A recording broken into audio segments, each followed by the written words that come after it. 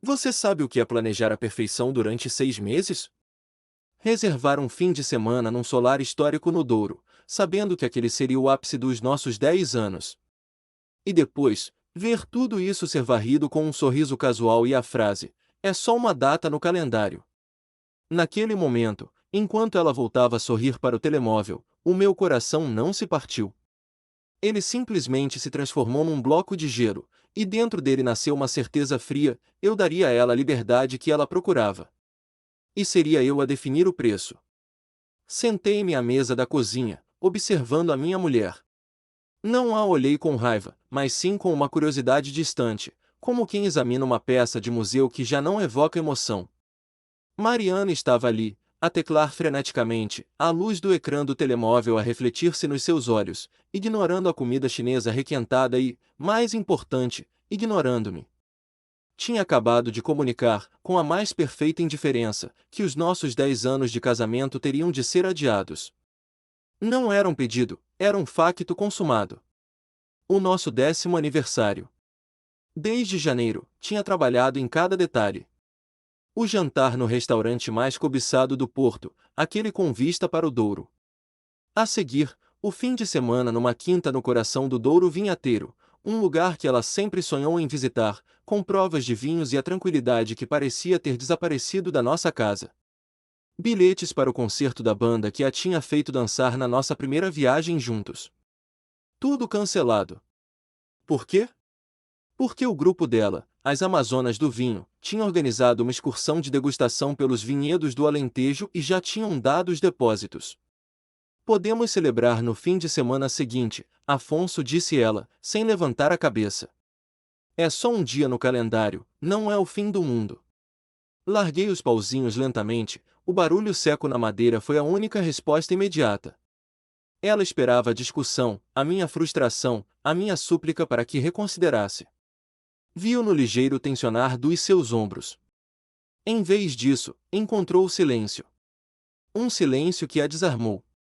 Tens razão, Mariana, disse, a minha voz calma e controlada, sem um traço da tempestade que rebentava dentro de mim. Um fim de semana não fará diferença. O alívio inundou o seu rosto. Um sorriso de vitória, rápido e negligente. Ajoelhou-se para beijar a minha face, um gesto mecânico, e regressou ao telemóvel antes mesmo de eu sentir o calor dos seus lábios. Ela estava a reportar o meu entendimento às suas novas amigas. Este comportamento não tinha nascido do nada. Tinha começado há 2 meses, quando ela se juntou àquele grupo online liderado por uma mulher chamada Vitória. Uma mulher que, segundo os rumores que apanhei a meio das conversas dela, tinha 2 divórcios na bagagem e uma filosofia de vida baseada na autodescoberta e independência incondicional. O que começou como uma simples degustação de vinho transformou-se numa seita de autoajuda tóxica. As noites de meninas que terminavam cedo na pizzaria do bairro passaram a esticar-se pela noite, com contas de táxi caras e desculpas vagas. A nossa intimidade foi substituída por segredos e a nossa conta conjunta começou a sangrar com gastos inexplicáveis, justificados como investimento em networking feminino. O alarme tocou, não com a ideia de traição física, mas com a evidência de uma traição emocional mais profunda. A ela já não me pertencia, pertencia àquele grupo. O que Mariana não sabia, enquanto celebrava sua recém-conquistada liberdade no telemóvel, era que eu já tinha feito os meus próprios preparativos. Eu estava a planear não um fim de semana, mas o resto da minha vida. E o meu plano começava ali, naquela quinta-feira, 3 semanas antes do nosso aniversário que ela acabará de deitar fora. No momento em que ela digitou as palavras "O meu Afonso é um querido", ele percebeu, eu já tinha na minha secretária o contato do melhor advogado de divórcios do Porto. Doutor Varela, o advogado, não usava gravata. Vestia um blazer cinzento e parecia mais um professor universitário do que um tubarão dos tribunais do Porto. O seu escritório era de vidro e aço, refletindo a objetividade fria que eu precisava. Sentei-me e fui direto ao assunto. Não falei de amor perdido nem de desilusão. Falei de ativos, de bens e da necessidade de um divórcio por mútuo consentimento que, no entanto, seria orquestrado apenas por mim. Varela ouviu, impassível. Apresentei-lhe o extrato bancário dos últimos 2 meses. A conversa sobre a independência incondicional de Mariana vinha com um custo tangível. Estava a drenar a nossa conta conjunta com depósitos avultados a uma conta desconhecida e empréstimos da Vitória, a líder das Amazonas. O clímax foi a revelação. Mariana, sem a minha consulta, tinha hipotecado o valor de um pequeno terreno em Trás-os-Montes que me tinha sido deixado pela minha avó. O dinheiro, alegadamente, seria para um investimento coletivo no Alentejo, uma parcela de vinha que a Vitória convenceu o grupo a comprar para uma marca própria. Isto não era traição, era fraude. A minha raiva não era a de um marido traído, mas a de um empresário a assistir a um desfalque. Doutor, disse eu, mantendo a voz baixa, ela acha que está a viver o sonho da liberdade, mas está a ser manipulada financeiramente. Preciso de blindar o nosso patrimônio antes que ela cometa o erro final. Varela endireitou-se na cadeira. O facto de ter usado um ativo seu, sem o seu conhecimento, para financiar terceiros é o ponto de viragem. Isso permite-nos contestar a partilha de bens com muito mais força do que uma simples alegação de abandono do lar. O meu plano, simples no início, apenas o divórcio, agora ganhava uma nova camada de legalidade e urgência. A vingança, pensei, não seria apenas sobre o meu ego, seria sobre justiça contra um golpe financeiro urdido por uma manipuladora. As minhas instruções foram claras: discrição total. Começar o processo de congelamento dos ativos mais voláteis e preparar a documentação para o divórcio. Eu queria o momento certo para servir os papéis, o momento em que a sua ilusão de liberdade estivesse no seu auge. O momento em que o preço da sua escolha se tornasse mais caro. Nos dias seguintes, em casa, voltei a ser o Afonso de sempre, o marido compreensivo, o parceiro tranquilo. Ela continuava a sorrir para o telemóvel, a falar de vinhos de talha e do espírito indomável do Alentejo. Eu estava a 2 metros dela no sofá, a ler relatórios jurídicos disfarçados de documentação de trabalho, a ouvir cada risada, a catalogar cada mentira. O golpe de misericórdia veio do meu próprio telemóvel. Um e-mail da agência de viagens que me deu o contato do Solar no Douro. Eles queriam saber o que fazer com os bilhetes do concerto, comprados 6 meses antes, que eu ainda não tinha cancelado. No e-mail, um detalhe crucial: a Mariana tinha ligado para lá a perguntar se era possível transferir os bilhetes para a data da sua viagem ao Alentejo. A desculpa: o meu marido está doente, mas não queremos perder o concerto. Ela não queria apenas adiar o nosso aniversário. Ela queria levá-lo com ela. Aqueles bilhetes não eram para um evento qualquer, eram para o artista que tinha marcado nosso primeiro beijo. E ela queria partilhar essa memória, não comigo, mas com quem? Fechei o computador. O Alentejo não era apenas sobre vinho e empoderamento. Era o palco para a traição final. E eu garantiria que a sua performance teria um fim de ato que ela jamais esqueceria. Naquela noite, a minha decisão foi cimentada: eu não ia apenas pedir o divórcio. Eu ia garantir que a sua liberdade fosse uma célula vazia, financiada por nada além das suas escolhas. A minha rotina tornou-se uma performance. A minha missão era ser o marido que ela esperava que eu fosse, o Afonso previsível, ocupado com o trabalho e, acima de tudo, o que não criava problemas. Enquanto Mariana preenchia a casa com a sua euforia sobre a viagem, as roupas novas, as garrafas de vinho selecionadas para a prova cega, as chamadas intermináveis com Vitória, eu estava a trabalhar em cada detalhe da minha saída. O Dr. Varela agiu com uma precisão cirúrgica. Primeiro, o congelamento temporário de grandes transações na conta conjunta, justificado por uma suposta auditoria empresarial de rotina. Eu disse a Mariana que era uma burocracia do meu banco. Devido a um investimento recente, ela nem sequer pestanejou.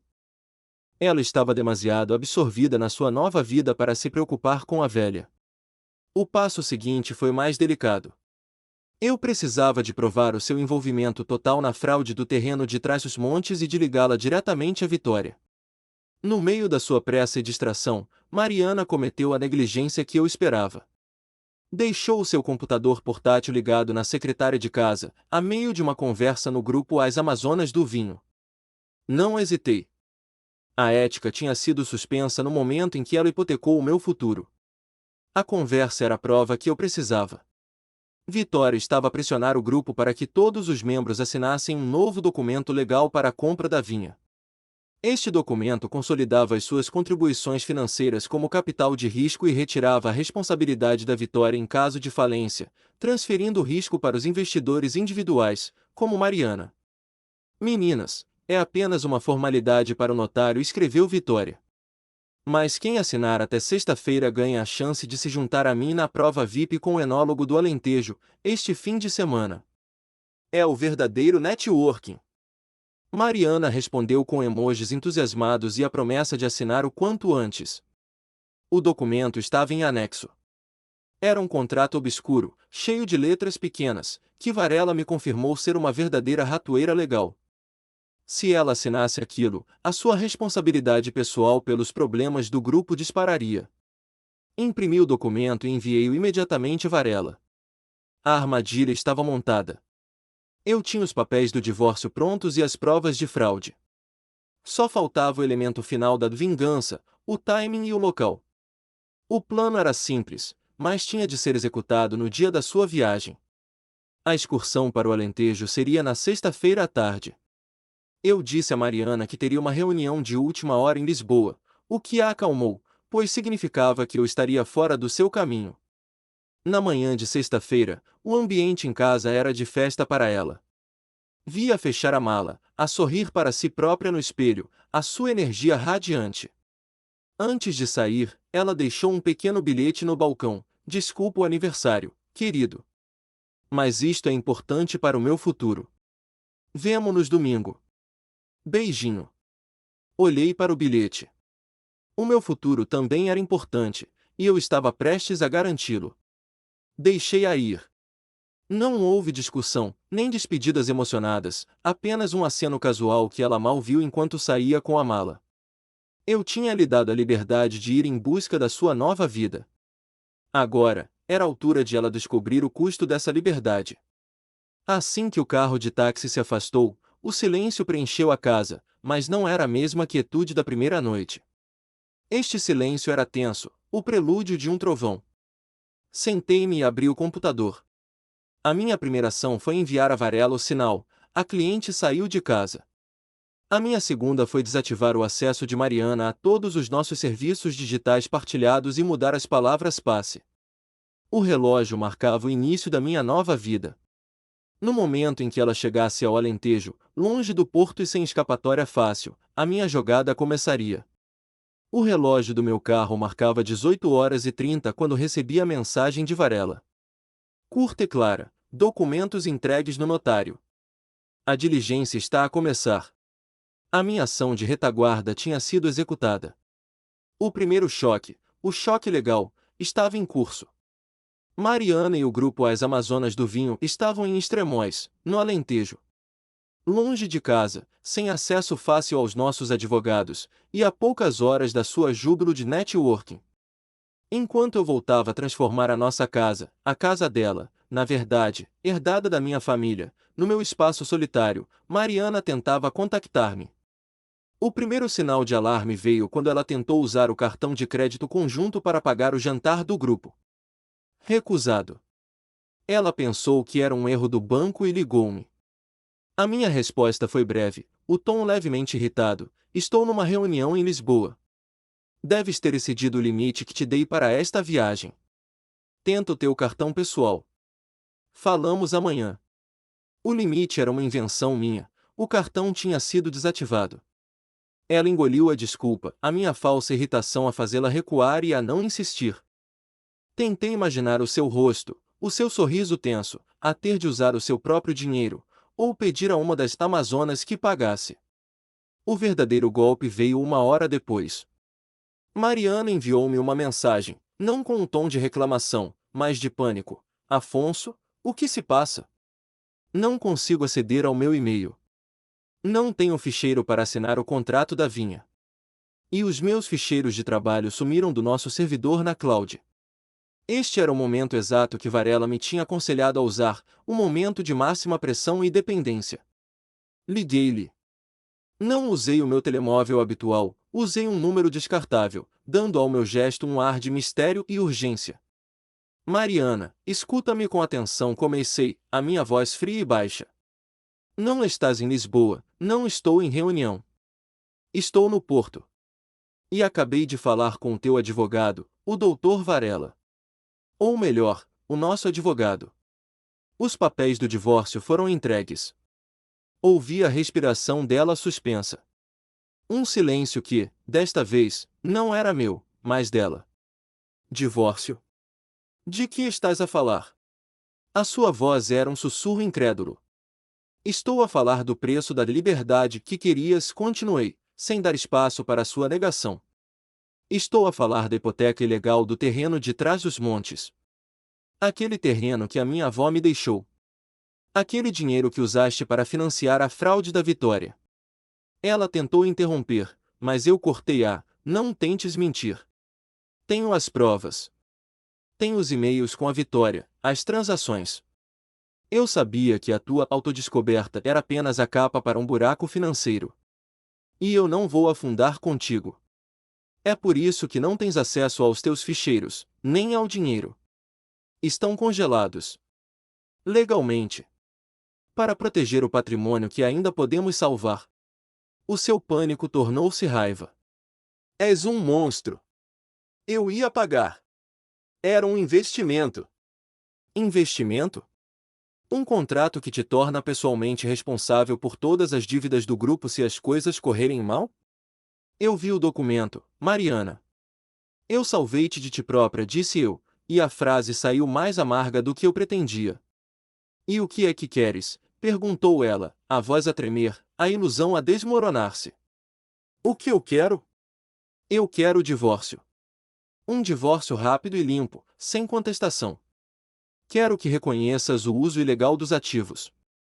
E quero meu sossego. Os papéis estão com Varela. Lê-os. Se contestares, garanto-te que a auditoria aos gastos do teu grupo vai ser muito mais profunda, e a tua reputação, e a da Vitória, vão sofrer. Vais descobrir que a amizade delas tem um limite quando o dinheiro deixa de circular. A última frase foi a chave. Não era ameaça, era facto. O grupo era baseado em finanças. Terminei a chamada, deixando-a no meio do Alentejo, sozinha com a sua culpa e a sua conta bancária vazia. O seu fim de semana de liberdade acabará de se tornar um fim de semana de pesadelo legal e financeiro. A pomba fugitiva acabou de descobrir que as suas asas estavam presas a um contrato. A vingança estava feita, e era legal. O fim de semana passou num silêncio absoluto. Mariana não me ligou mais, nem eu a ela. Eu sabia que ela estava a tentar desesperadamente contactar Varela, tentando reverter o que considerava ser a minha vingança cruel. Mas a lei estava do meu lado. Eu não tinha destruído a vida dela, apenas tinha forçado a realidade a confrontá-la. Na segunda-feira de manhã, Mariana regressou ao Porto. Não para nossa casa, mas para o escritório de Varela. Fui informado que ela chegou com Vitória Reboque, a líder das Amazonas, que de repente parecia mais uma predadora ferida do que uma guru. O confronto não foi no meu escritório. Varela encarregou a sua sócia de receber as duas. Eu não queria um melodrama, queria uma assinatura. Enquanto esperava o telefonema de Varela, sentado sozinho em casa, olhei em redor. A casa estava vazia da sua energia, mas cheia da minha tranquilidade recém-adquirida. Lembrei-me do bilhete que ela me tinha deixado, a justificar a sua ausência, e isto é importante para o meu futuro. O meu único arrependimento foi não ter lhe mostrado que o meu futuro era mais importante. O telefone tocou. Era Varela. Afonson disse, com a sua voz seca e profissional. Temos um acordo. Mariana assinou os papéis. Não vai contestar. Reconhece o uso indevido do seu ativo e aceita a partilha de bens que lhe propusemos. Não é ideal para ela, mas é justo e evita a ação judicial completa. E a Vitória? Perguntei. Vitória foi-lhe servida uma notificação judicial por envolvimento num esquema de investimento duvidoso. O pânico instalou-se no grupo. Descobriram que a sua liberdade incondicional lhes custou uma fortuna. Vitória saiu do escritório em negação, a reclamar que era perseguição masculina. Senti uma satisfação fria. Não era alegria. Era o alívio de um peso que me esmagava há meses. O preço da liberdade dela tinha sido o fim da nossa vida juntos e a perda de todas as ilusões financeiras que a tinham levado para longe.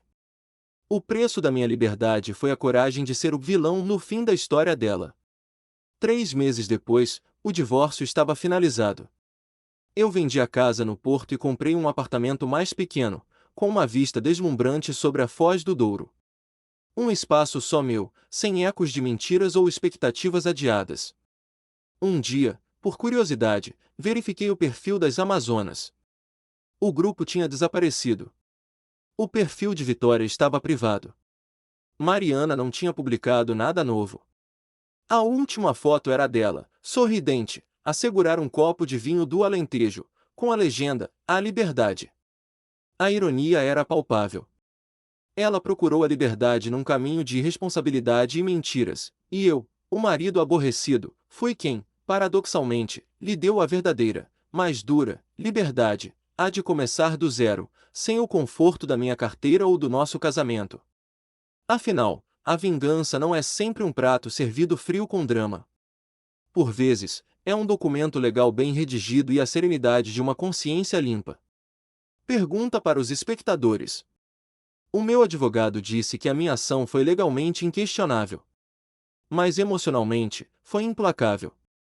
Pergunto-vos, perante a traição financeira e emocional, eu deveria ter sido menos cirúrgico e ter tentado avisar a Mariana antes de iniciar o processo, dando-lhe uma última chance de salvar o seu patrimônio, ou a minha lealdade devia ser, naquele momento, apenas para mim e para o meu futuro?